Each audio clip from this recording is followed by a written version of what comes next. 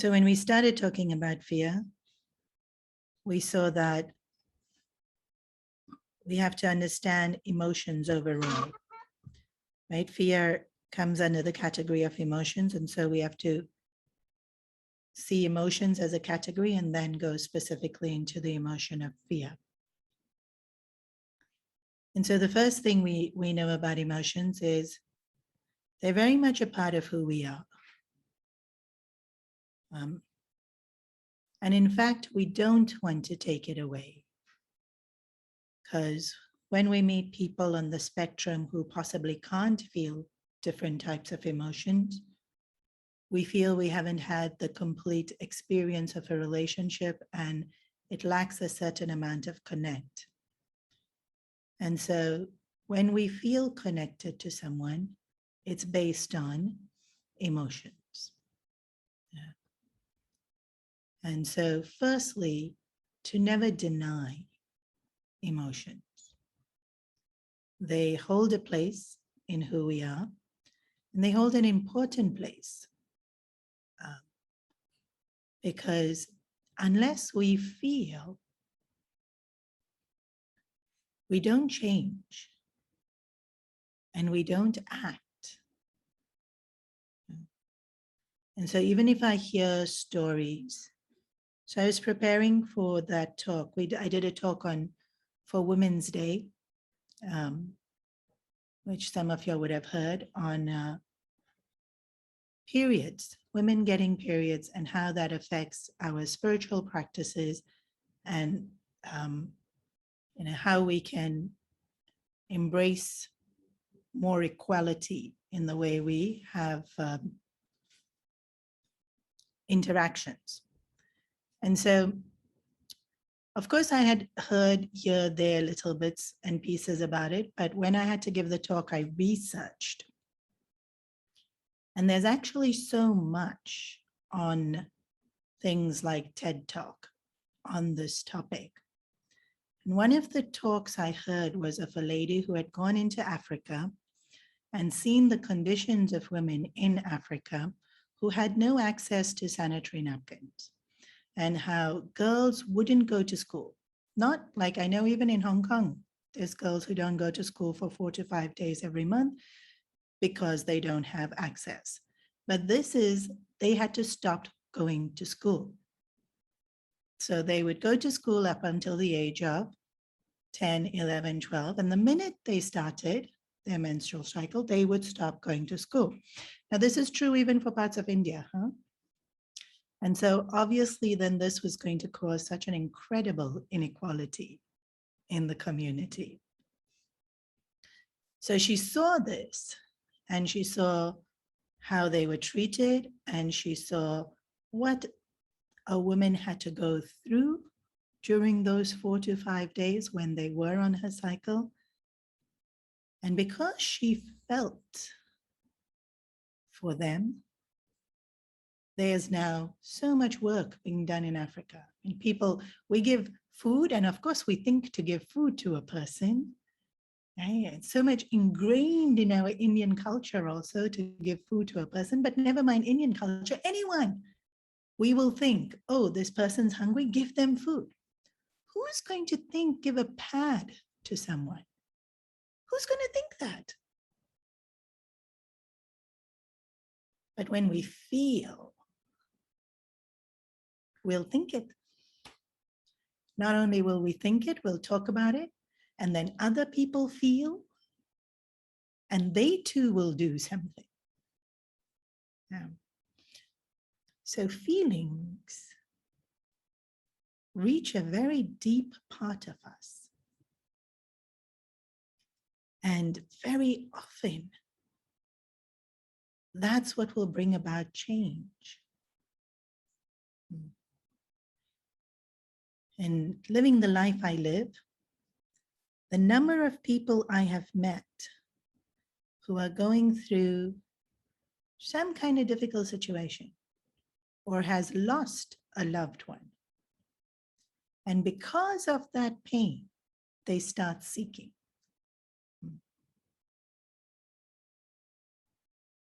If we don't feel, we don't have the full human experience, and we won't be inspired or moved to be different to what we are and to make the world different to what it is. So first and foremost, we don't deny emotions. And this applies to all emotions. And right now we're talking about fear. And a lot of people do push fear away. Not so much with anger. There are people who push anger away, but not as often do you feel or hear or meet people pushing anger away. Anger gets front stage. But we push sadness away. We push fear away. We definitely push jealousy away, because jealousy is not a socially accepted emotion. If you're sad, everybody in society will nod and sympathetically look at you. If you're jealous, nobody sympathetically looks at you. So it gets pushed away.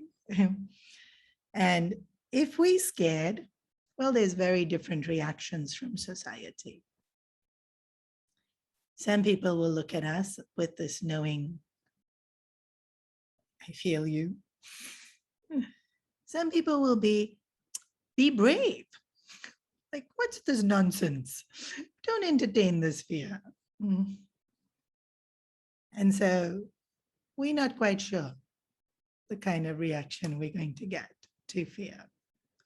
But we ourselves don't want to very often have to deal with it. And so the question is, when the actual physiological reactions are happening in my body, how to deal? So the first thing is feel it.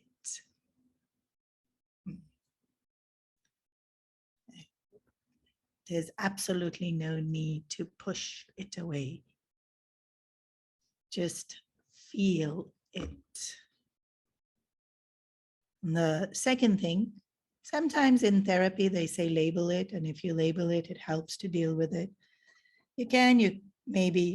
Sometimes you're feeling things and you won't know what you're feeling. You won't know what to label it.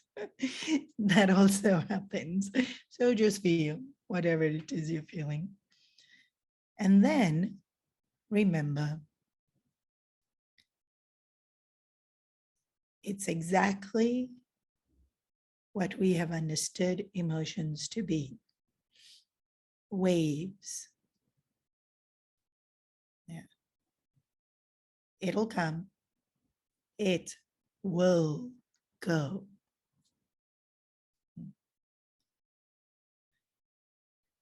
So somebody was here this week and they've lost someone dear to them.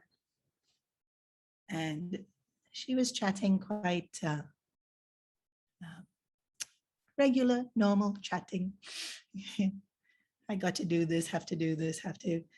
And then I said, we were saying goodbye. And then suddenly she stopped and she's like, but pray for me. And the person, the object of her love. And of course I nodded. And she said, I won't feel sad. And then suddenly I'll feel sad. And that's not just sad. That's every emotion. It comes, it goes. Even in bhakti, bhakti is the path of devotion. When we are trying to feel immense love for the Lord, and we want to be like Radha, pining for Krishna. And we'll hear the Bhagavatam stories about how Prahlad was absorbed in the thought of Lord Vishnu, and we want to feel so much, and we're not feeling anything. It's like, but why? I can be Radha. I want to love Krishna so much. And we're not feeling, zero. because you can't command an emotion. And there'll be times when I do feel, I'm like, rather take a back seat. Like my pining so strong. And then it disappears. And we'll think, where did it go? I had so much love like 2 seconds ago and it's gone. Where? Where did it go? And it will go. And so even in bhakti, it's described as dry spells, droughts. Emotions cannot be sustained. Just the way they are. Because our body is not built to be able to sustain them. But also our mind is not built to be able to sustain them. So when we're feeling it, if we push it away, it stays. Anything we try to push away, it stays. So the natural course of an emotion is that it will be slow and it will build up, and then it's so heightened and then it falls. We can think about it in terms of when you're scared or even when you're angry. And with anger, you can actually feel the buildup in the body. There's that moment of where you're so blind, everything is just, I mean, you're so angry, everything's just blind. You can't see anything even. Like even physically, you can't see anything. And then you're thinking, why did I get so angry? And all of that can happen within a span of minutes.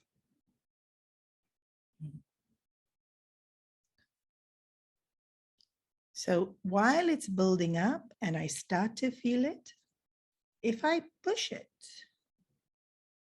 away, it doesn't live out the course of its life,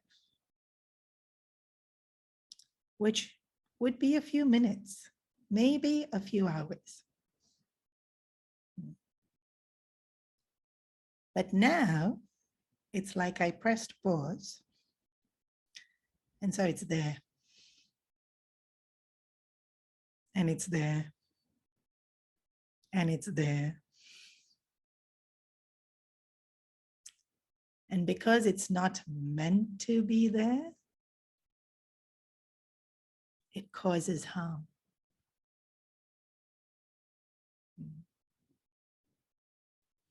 So I lived in Australia for many years, and Australia probably has one of the most crazy immigration customs policies you've ever experienced. Like every other country, like if you live in Hong Kong, there's no customs, you just walk through. You could be carrying anything, everything, you just walk through. If you go to Australia, they will search your bag. They will check your shoes. They will, because even sand from another country should not come into Australia. And you know, when we just moved to Australia, this is all of us at the customs thinking, you know, weirdo, what's so precious about your country? But then, of course, you become Australian, become proud of being Australian. Why do they do that? Because so many things had come in and the ecosystem gets totally ruined, like completely ruined, because it is a different ecosystem. There's a lot of desert. There's a lot of things that are not there from tropical countries. And so suddenly you bring in something, even a plant, and the birds all start getting sick and they all start dying and they all start, and then the things that were eating those birds start getting sick. And so they've experienced all these horrible effects on the ecosystem. And so one of the lines is, it's not supposed to be here. It's great in its country, but when it comes here, it causes harm. Anything that's not supposed to be there in nature will cause harm. Even in our body, new bacteria. And the body doesn't know what to do with it. We get sick. So when an emotion comes, the body knows how to cope. When an emotion's paused and the emotion stays, the body doesn't know how to cope. It will get sick.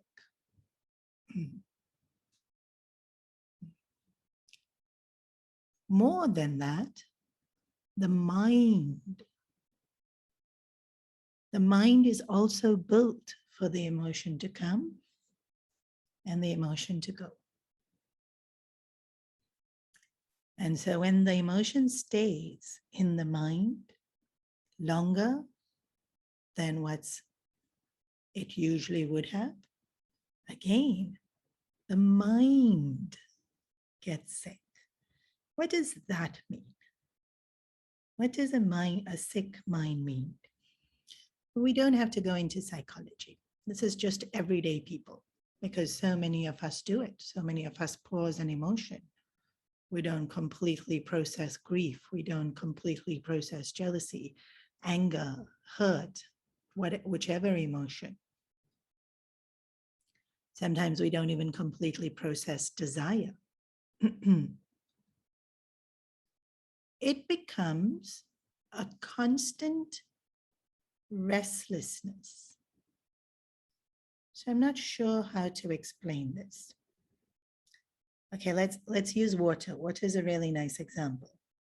So a drop falls into water, ripple, ripple, ripple, ripple, ripple, ripple, and then it fades away. And then it goes back to being still. An emotion happens in the mind. There'll be ripple, ripple, ripple, ripple, ripple, and then it fades away, and mind goes back to still. Now we know from the scriptures, a still mind is a healthy mind. A still mind is a dynamic mind. A still mind is a divine mind. When we don't allow the emotion to go away because we don't want to deal with it, we don't know how to deal with it, or we don't know, it's too painful to look at this emotion. What happens is ripple, ripple, ripple, and it can't stop because I didn't give it an out. And so it continues. Ripple, ripple, ripple, ripple. And how long will it continue? Sometimes our whole life. Which means what? The mind doesn't get to experience still. And I'm going to repeat. Still mind is healthy mind. Still mind is strong mind. Still mind is divine mind. So when emotion's gone, and it will go, mind returns to still, and I return to be what I'm meant to be. So each one of us has a personality, our swabhav, and we meant to be that. That's the flavor we add to the community. And each one of us adds, right? It's like a Indian dal. You don't just put one spice in there. We put so many, and each flavor adds to the richness and the tastiness of the dal. And so in this community also, each one of us have our unique flavor that we bring in. So when my mind is still, I'll be that. I'll be my natural self. When my mind is not still, I can't be that. because I have this nagging, even though I'm not conscious of it, there's this nagging, whatever the emotion is. There's this nagging anger. There's this nagging sadness. There's this nagging jealousy. There's this nagging fear. Yeah. That's not allowing me to completely be in this moment or completely be myself. And so I'll always, and so it comes out usually as comments. And even I'll think, why did I say that? Even the person saying it won't know why they're saying it. Other people will also think, huh? Like, where did that come from? And where did it come from? It came from this unprocessed emotion. And then they add up because there's so many that we don't process, right? It's not like there's one emotion that we've not processed. They all add up. And so sometimes we really don't know where it came from. And then this personality that we have, this swadharma that we have, is meant to be our tool or our avenue through which we practice our divinity to reach, through which we practice our spirituality to reach our divinity. Okay, so all of us are here in this samsara, and this samsara has gain and loss, and praise and insult, and success and failure. And it has plenty of sorrow. And this experience is this lifetime. We came into this lifetime to have this experience so that we could go back to being divine. There was some baggage that we still carrying, which we needed to offload so that we can go back to being divine. Otherwise, we wouldn't be born. Right? If we had already remembered our divine nature, we wouldn't take birth. We would have happily remained divine. But somewhere along the line, we forgot, or we got distracted, or we desired to be something other than what we were, and then we collected some baggage.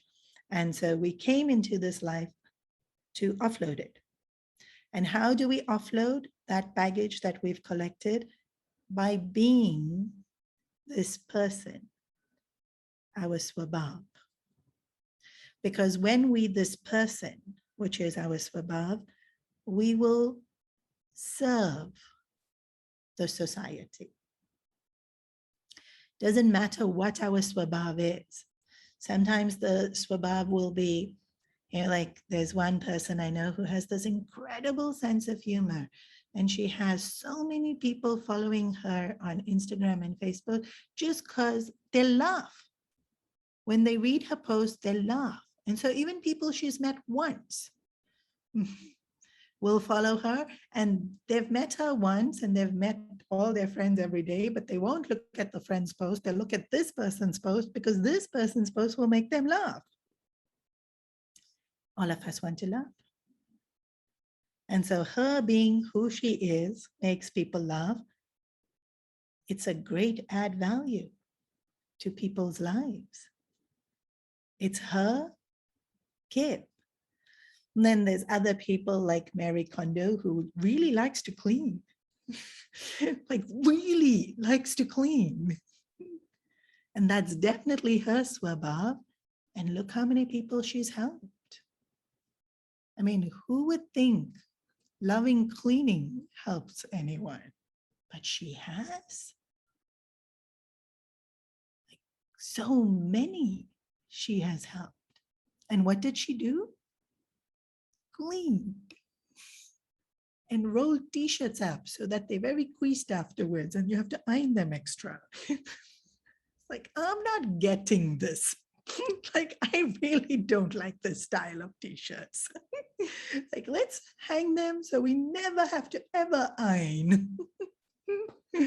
But there's so many people who love her way of folding, or her way of classifying, or her way of cleaning. And maybe even they don't love her way of cleaning, but because she became so famous and they thought, oh, really? Cleaning's important? They started cleaning.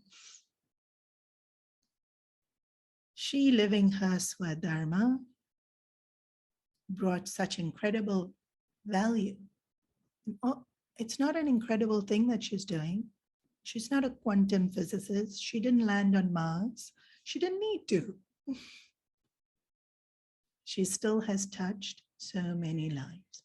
Okay, now not all of us are going to be Mary Kondos and, you know, all these other very famous people. But within our circle, when we are true to who we are, we enhance their lives, regardless of what job we are doing. I remember when COVID first hit, and the only people you would see out were the cleaners. And then suddenly there was this incredible respect and appreciation for cleaners. Now, what's their job? To sweep the street. And it keeps us safe. It's, you know, very often when we talk about Swadharma and Swabhav, we think of it too romantically. You can't just be a good cook. You have to be Michelin star. Can't just be a nice singer humming along through the day and your friends enjoy the tune. You have to become whoever, Whitney Houston caliber. Because obviously I don't know any current pop stars. It doesn't have to be anything so romantic. But when we are who we're meant to be, we will live a life that is so full and fulfilling, not just for us, but for those around us. So emotions.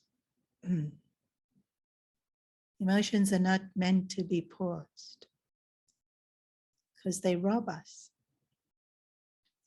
of who we're meant to be and what we're meant to accomplish if we pause them. So when I'm feeling and it doesn't feel good, fear doesn't feel good.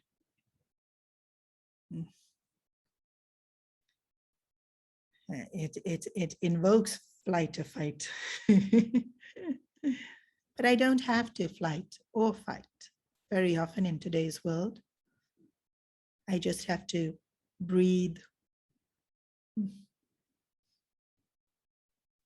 and get through that embarrassing moment, or get through that maybe slight rejection or slight criticism, or maybe major rejection or major criticism. Some of the kids are leaving for university today. Not today. These 2 weeks, lots of the kids are leaving off to university. One of them came very teary to the ashram. And I don't know why I'm crying so much. It's normal, right? People go to university. Like, yeah, it's also normal that they cry when they're going to university. No, nobody else cried. I'm the only one crying. Obviously not. But we tend to feel we're the only, I don't know why we feel there's a spotlight on us and the whole world can see what we're feeling. There's no spotlight. Everybody's actually too busy feeling what they're feeling to even notice what you're feeling. But perchance they notice what you're feeling. Is it that bad? It's that bad. Is it really that bad? Even if you're thinking, yes, it's that bad, nobody should notice what I'm feeling. Remember Swadharma and Swabhava, when we are who we are, it's a service to everybody else.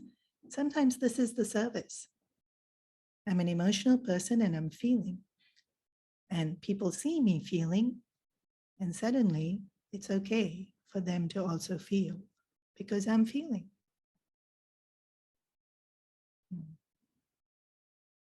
So I don't, even in me just feeling it could be a add value to other people's lives.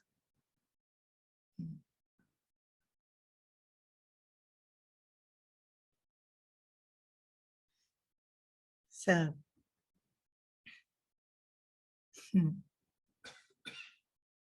feel it. Completely feel fear.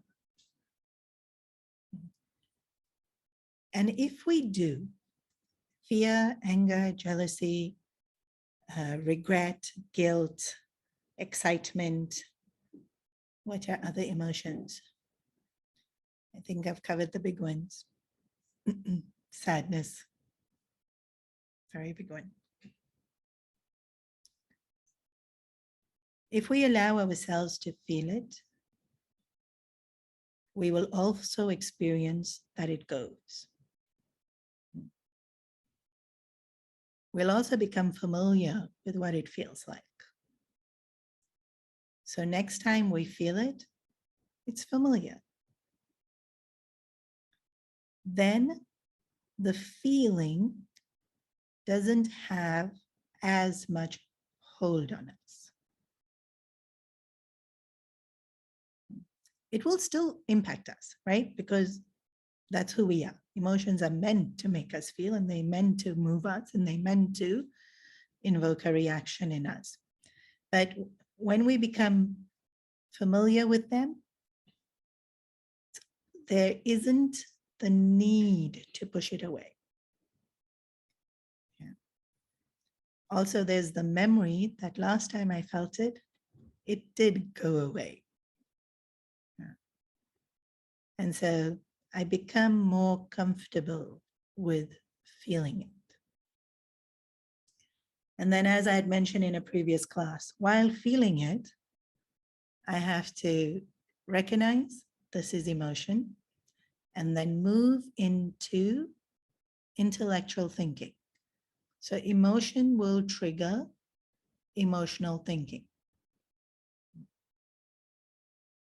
And emotional thinking will heighten the emotion.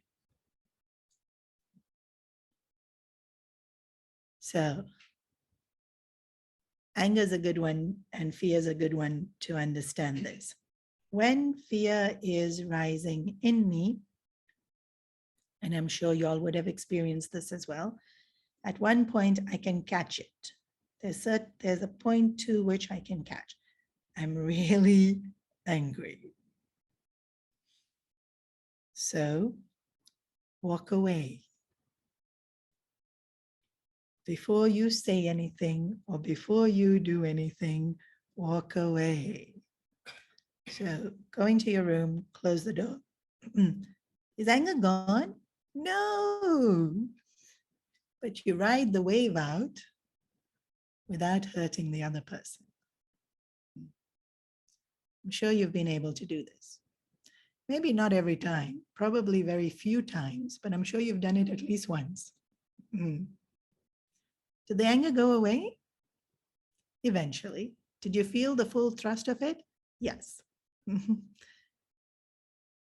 Fear too.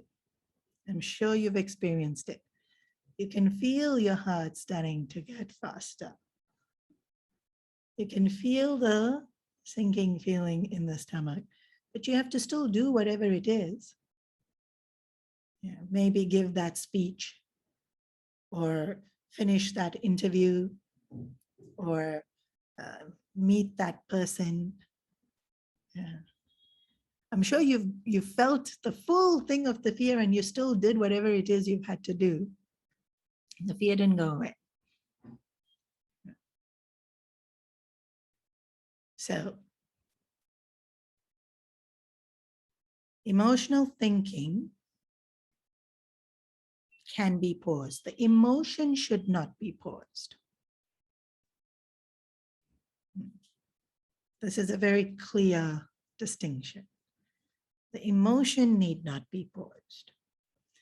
But to let that emotion control the thinking can be stopped. And I move into logical thinking. That's what I do when I walk away, when I'm angry. Yeah. And I punch the pillow, not the person. Logical thinking, but the anger's still there. If I have to finish the interview, logical thinking to answer the question as best as I can, even though the sensations of fear are being felt in my body. Practice makes us be able to do this. And actually, you've already done it.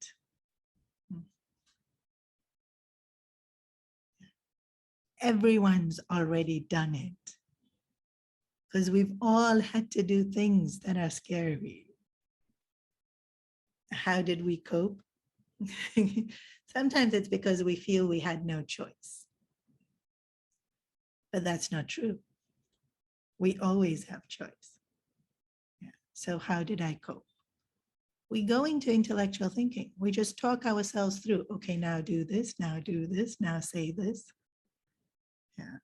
Don't give your hand to shake because you are sweating. We think it through, right? We're using intellect. Okay, so to understand the difference between emotional thinking and intellectual thinking, we start when there's no emotion. And so Gurudev has taught us this beautiful technique called introspection. So I go through my day. And so this morning I met so-and-so and they said this to me and it really hurt. Yeah. And I felt so let down. And then I said, da, da, da, da, da, da, da, and walked off. So now it is at night and I am thinking back through my day and I think, okay, when they said that to me, what are other things I could have said which was not an emotional response? I make note of it. Then I also note, why did it affect me so much? And I'll make note of why it affected me so much. And so I understood myself better and I understood what other things I can do. Next time a similar incident happens and somebody says something to me, I actually have 3 things I could say already planned out in my head.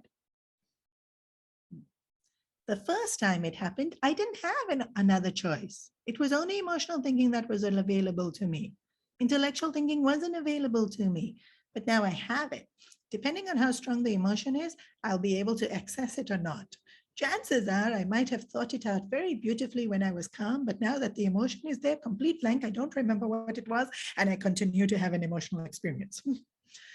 Uh-oh. Next day we introspect. What could I have said? Will this actually help? Yes. Why?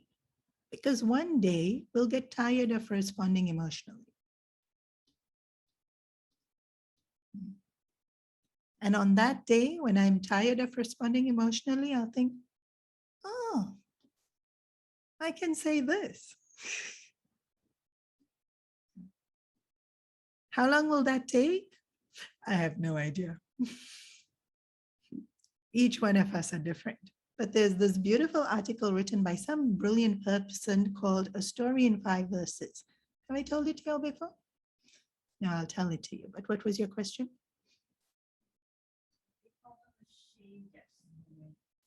Shame.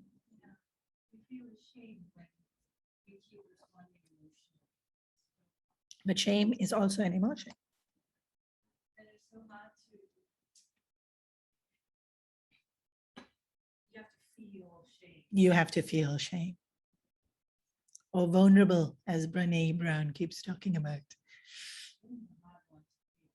Everything's hard to feel. Absolutely everything is hard to feel. There are people who struggle to feel anger. Like some people are so good at anger, and there are other people who actually struggle to be able to feel angry.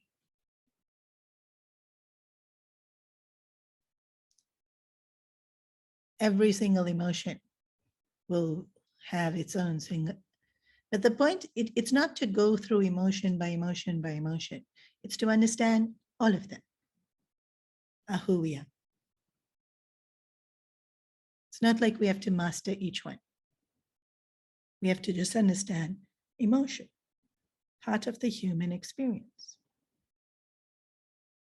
including shame. Who hasn't felt shame? We felt it in kindergarten itself.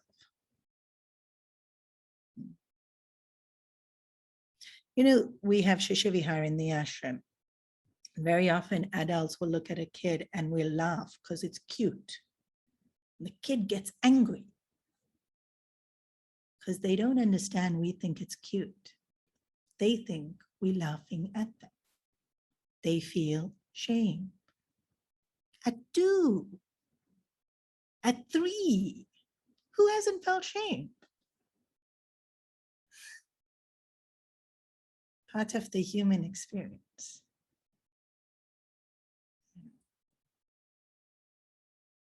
And this is where we have to condition ourselves. The conditioning has to be, well, this emotion's great. It's part of the human experience. But I don't have to think emotionally. Please, that's a very important difference. Thinking emotionally isn't so beneficial. Having the emotion, very beneficial. And I've done emotional thinking and intellectual thinking in another class, but we can revisit it. I was going to say story in 5 paras. You know it? Okay, I think I remember it. It's been a while since I've been a psychologist. I was walking down the street. I see a pothole and I fall into it. Chapter 1. I'm walking down the same street. I know there's a pothole and I fall into it. Chapter 2. I'm walking down the same street. I know there's a pothole. I tell myself I should not fall into it, and I fall into it.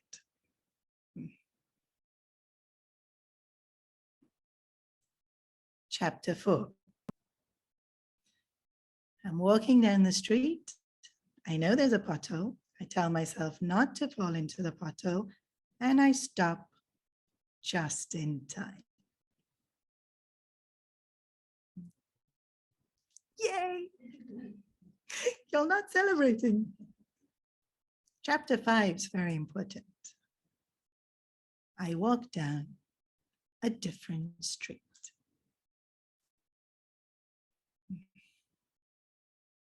Isn't this brilliant? Which chapter are you on? Most of us are on chapter 2. What was chapter 2? I'm walking down the street. I know there's a pothole and bang, off I go. Head first usually. Come out with lots of bruises. So much heartache.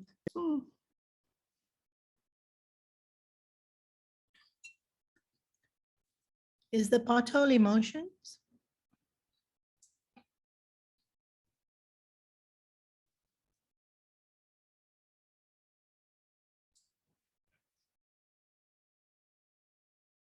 It's how I react to the emotion. It's not the emotion. It's how I react to the emotion.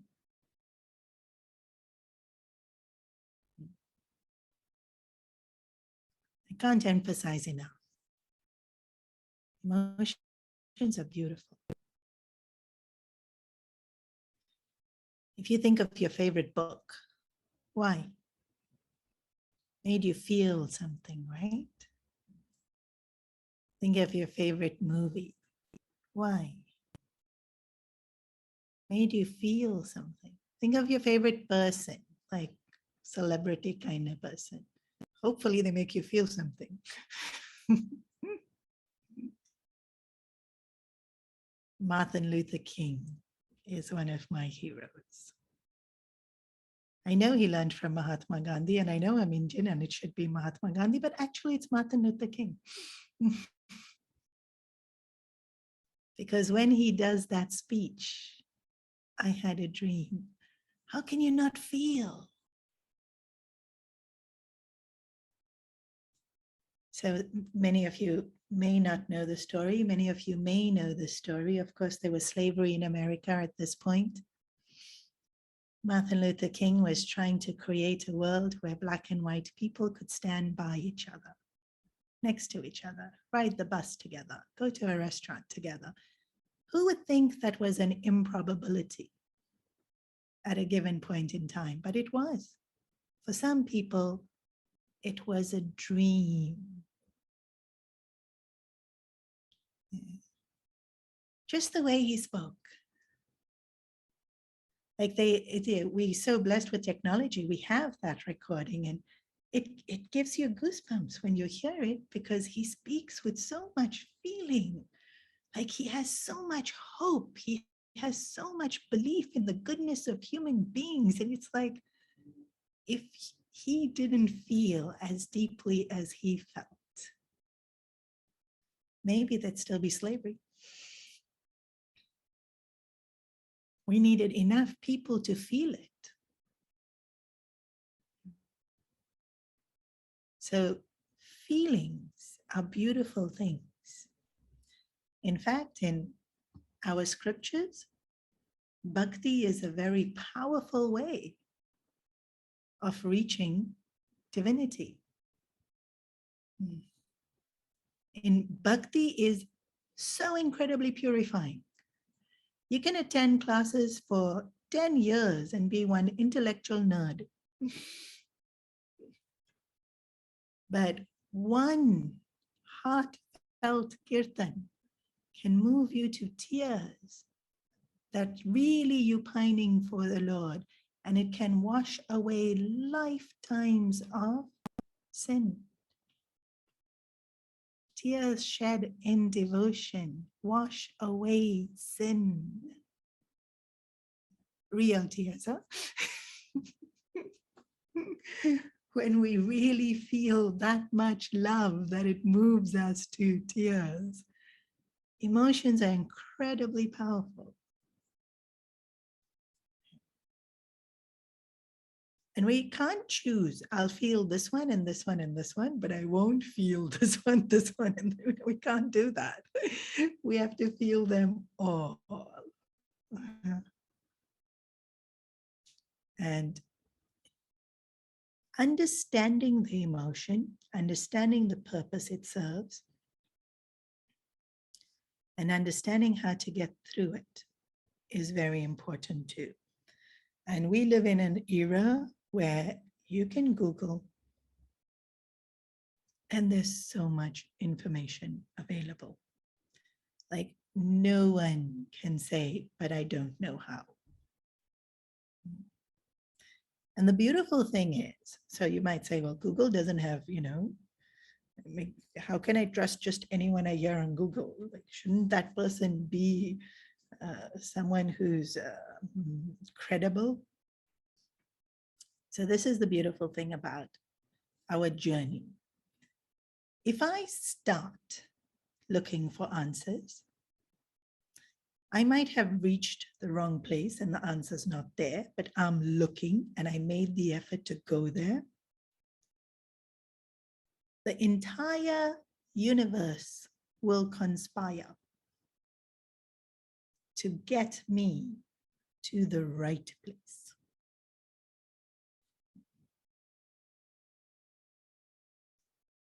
In Bhakti, it says the Lord himself will send Guru.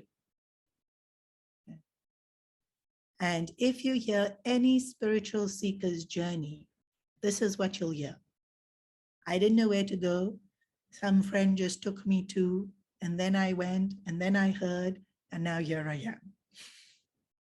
I started off, the family used to do pujas. It used to be so boring. That was Gurudev's story. I rebelled, I ran away, refused to believe in God. But then this happened, and then I remembered the family used to say this, my grandmother used to say this. I opened the Gita, and here I am. We just have to start looking. We just have to start putting in the effort.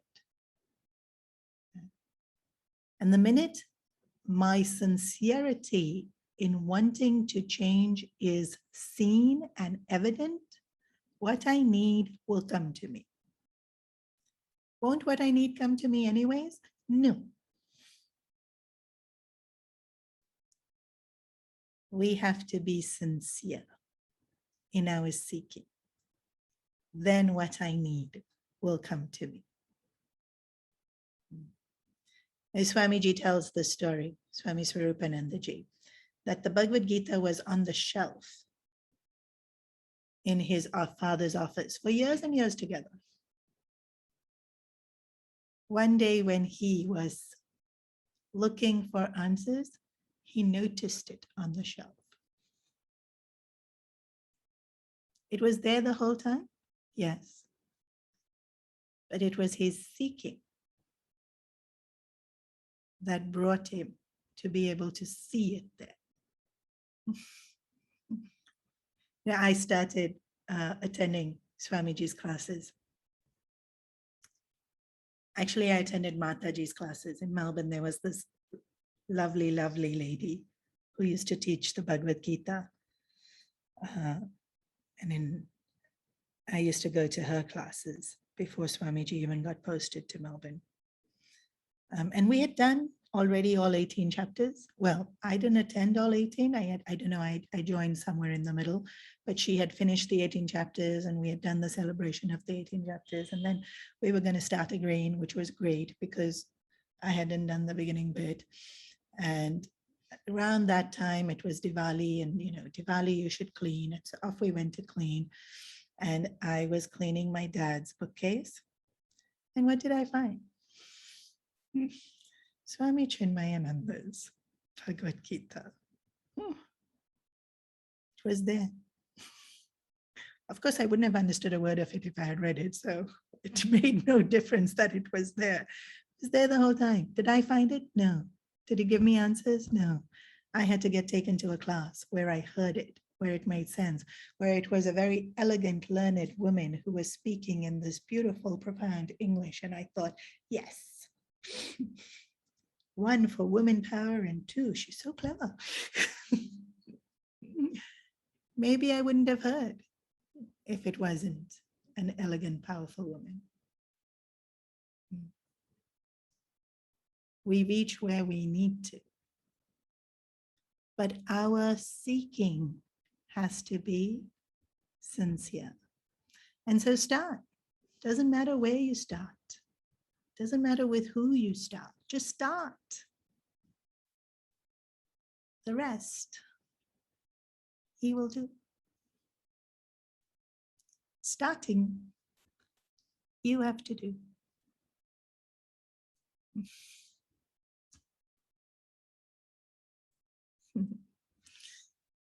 We'll pause here today.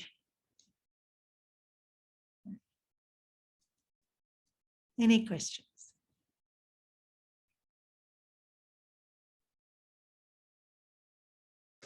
Can I ask Yes. in a similar reaction, if for example you want to teach someone how, especially for kids, how to deal with somebody being very mean to you, in a similar, I think it's like an emotional response versus a more intellectual way, but for a child, Could you all hear her? How to teach a child how to deal with emotions when somebody is being mean to you. Well, it will really depend on the age of the child also, depending on how much cognitive skill the child has. But I think the most important lesson we teach our children is that it's okay to feel. So if you feel sad, that's fine.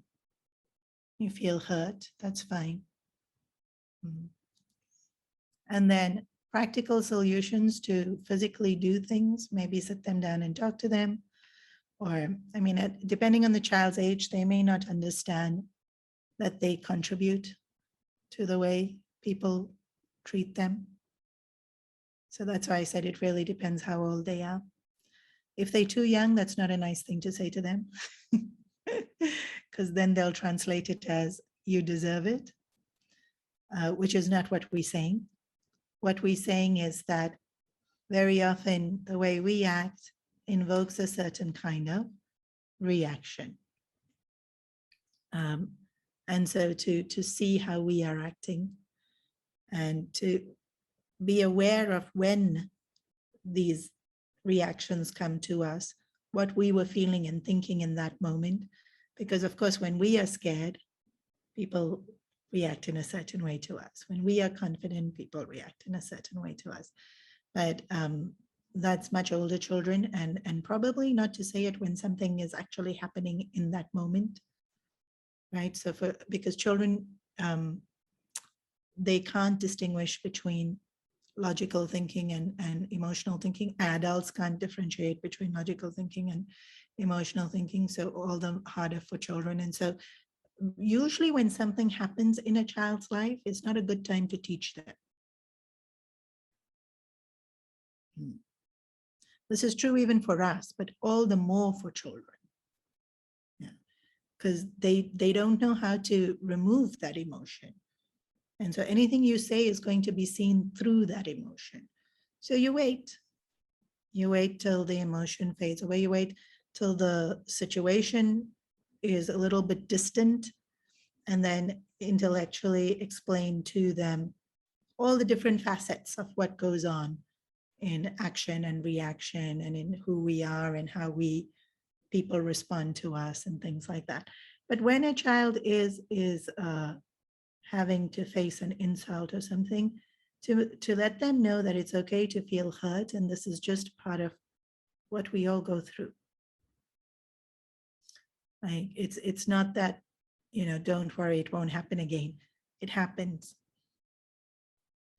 From time to time, it rains. And from time to time, people don't like you. And from time to time, we fail. And from time to time, we muck up. And it's fine. Whichever one it is, it's fine. And yes, it feels really horrible when somebody doesn't like us. But actually, it's fine.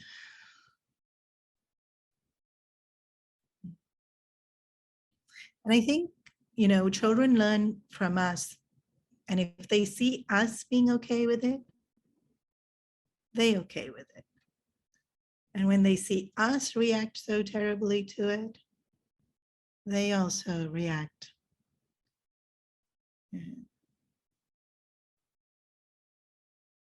And recently, Hong Kong's had this. Never mind. Yeah, and so I think the best way to teach our children is for us to be mature in the way we deal with our emotions. I know for me personally, my go-to way my grandmother dealt with things. I want to be like her. So wise. Yeah. And they're role models, right?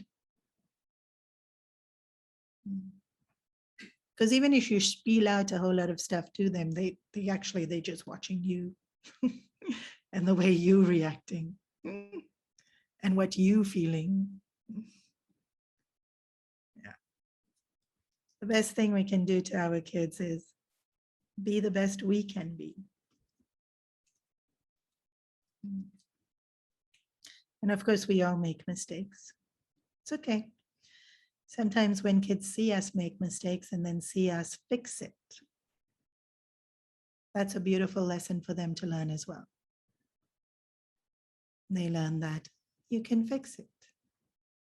It doesn't have to stay bad.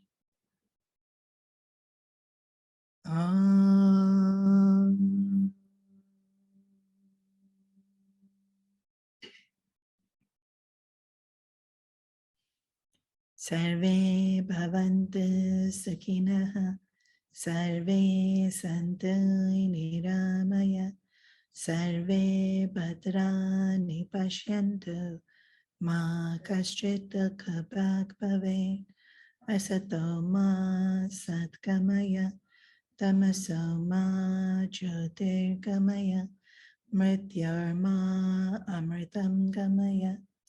Om Purnamada Purnamidam Purnat Purnamudachyate Purnasya Purnamadaya Purnameva Vashishyate. Om Shanti Shanti Shanti.